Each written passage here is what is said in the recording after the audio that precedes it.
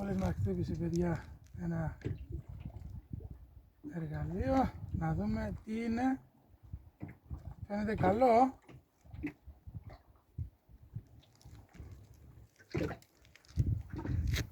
Καλαμίδι μας και ο μηχανισμός μας ανταποκρίνονται άψογα. Θα δούμε τώρα. Ελπίζουμε να είναι καλά πιασμένο. Μας πήρε λίγα φρένα στην αρχή.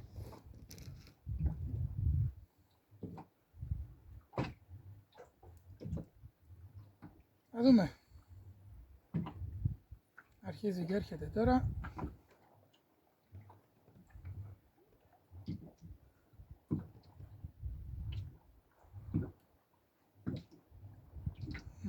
Αντιστέκεται.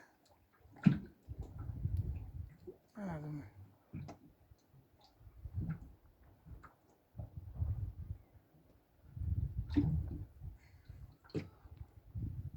Για να δούμε.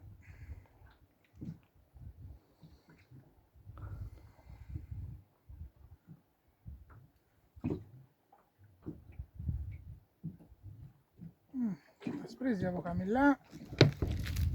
Για να δούμε.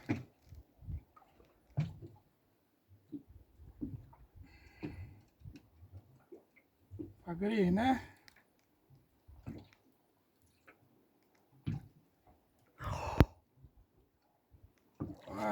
Πάρα πολύ ωραίο φαγκρί, παιδιά.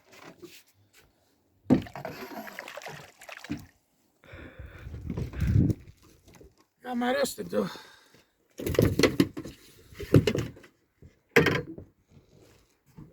Πιασμένο πάρα πολύ καλά.